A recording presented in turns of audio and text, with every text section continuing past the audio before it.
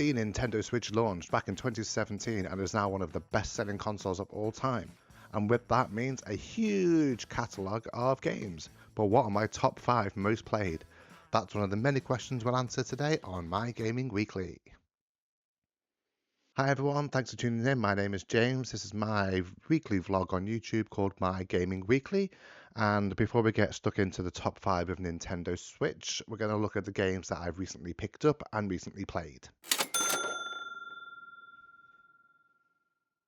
So, what have I been playing this past week? Well, I'm still fighting my way through Frostpunk. I'm getting ever so close now. Those of you that have seen my last 2 episodes will know that I'm trying to get this finished before the next game comes out at the end of this week, which I think is on Friday, maybe. But I'm still trying to get it finished before the new game comes out so I can actually move over into that game.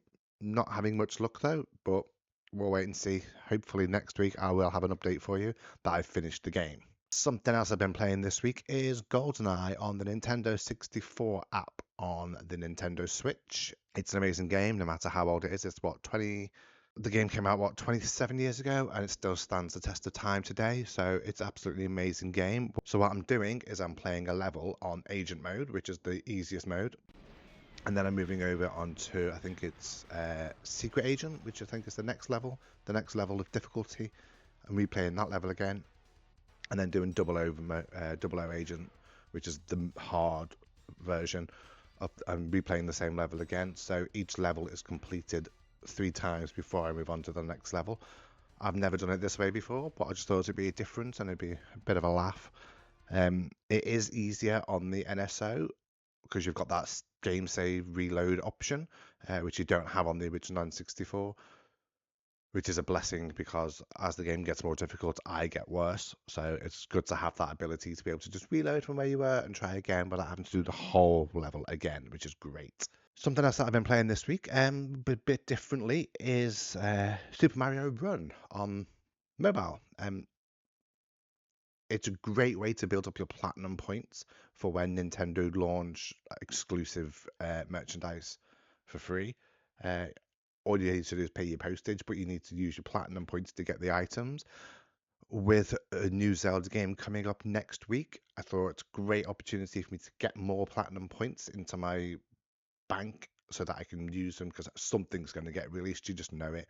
They're going to release some sort of poster or, special fridge magnets, something stupid like that I don't need. I mean, I've got fridge magnets everywhere around this place because of these Nintendo Switch exclusives online.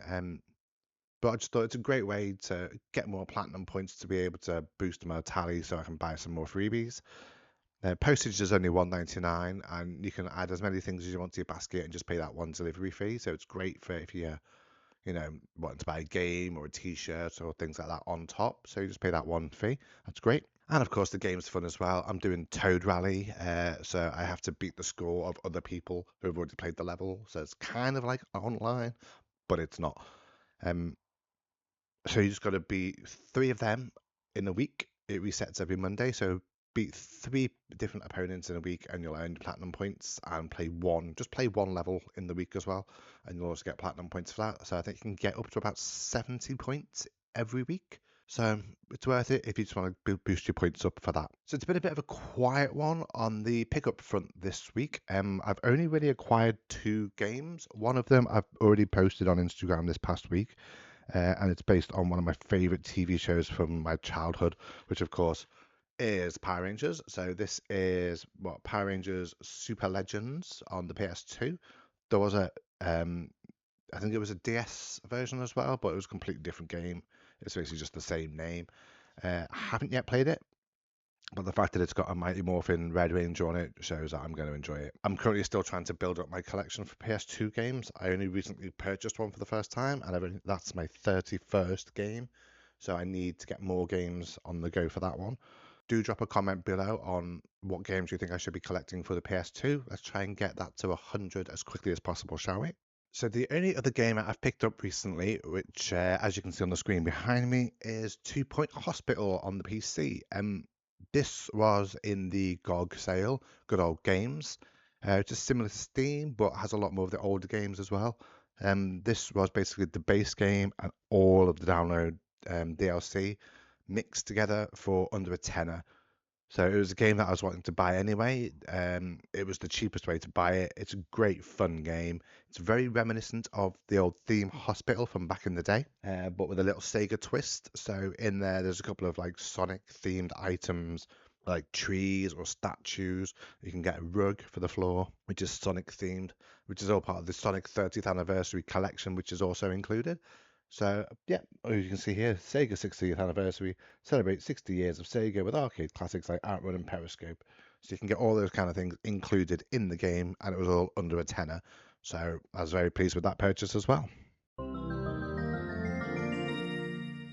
So let's get to the main topic of conversation for today, which is my top 5 most played Nintendo Switch games. I bought mine in February 2018. I'd just been made redundant. I had nothing else to do, so I thought, sod it, I'm buying a Nintendo Switch. I bought 3 games with it, which were Legend of Zelda Breath of the Wild, Splatoon 2, and Mario Kart, obviously. So we're going to take a look at my top 5 most played games. This is based on the information from within inside the Switch that tells me how many hours that I've played on each of the games. So let's start with number 5. Starting at number 5 spot with just 75 hours of gameplay, here's Mario Kart 8 Deluxe. I'm surprised this didn't have more hours than what it did. I thought 75 hours was a lot, but when you think about it, there's over 96 different racetracks you can use. So that's less than an hour on each one. It is the biggest selling game on the Nintendo Switch, so I'm surprised it didn't have more game time than what I've played. But again, if you've got so many different games to play, there is literally hundreds of games to play on the Nintendo Switch. So even though it's one of the ones I bought on day one that I got my console, it's only number 5 in my top 5. So I'm quite surprised by that.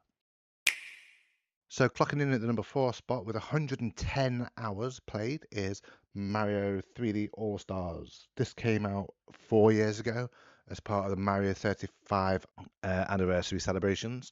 It was limited edition, so it was only available for like 4 months. So if you didn't get a copy, you're now paying over the odds on eBay or other various selling websites.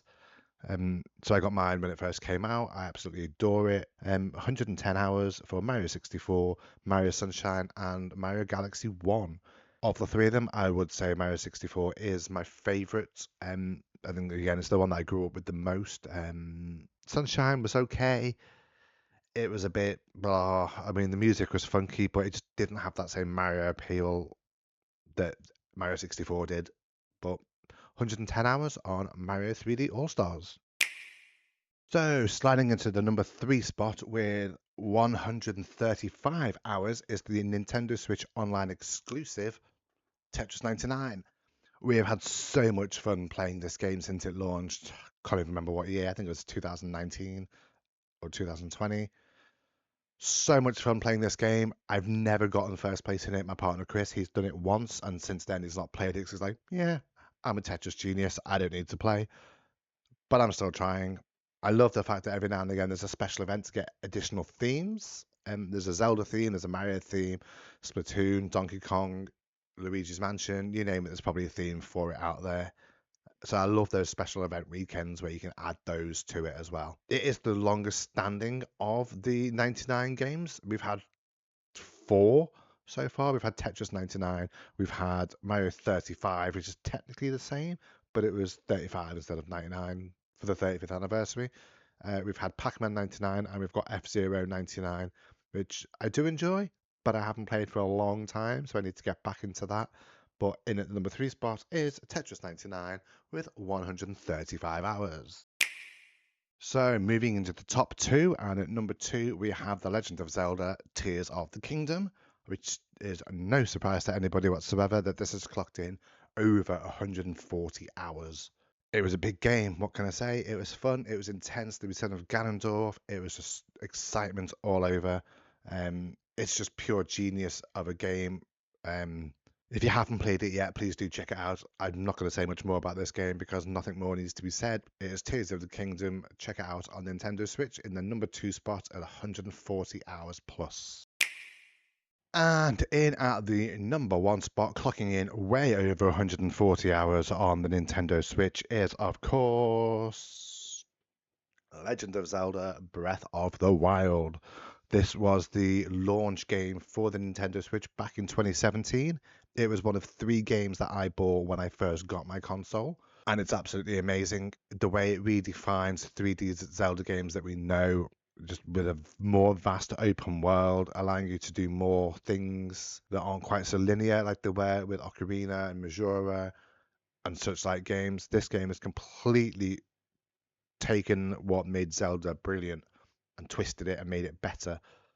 I mean, that opening first scene where, Link climbs up out of the cave and just you see that big vast open world. It was just incredible to see for that first time.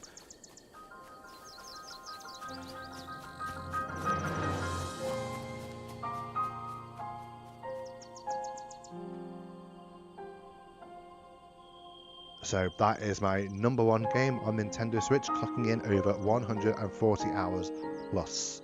Now I know that number 1 and number 2 both had 140 hours plus. It's just the way it seems to be on my console that they haven't gone further than that. But the way it was listed was Breath of the Wild was number 1 and Tears of the Kingdom was number 2. So that is the order that we have gone for. So there we go, that was my top 5 most played Nintendo Switch games since it launched in 2017. Let me know in the comments below what your top 5 most played games are. Will that change between now and the launch of the next Nintendo console, which we are expecting an announcement imminently. Hopefully in the next day or so we should find out when the next Nintendo Direct is as well. As of today recording this, it hasn't been announced, but who knows, it may happen in between now and uploading the video. When it happens, we'll talk about it, but until then we've just got to sit and wait. That is all you're going to get from me this week on My Gaming Weekly. Thank you very much for watching, if indeed you still are.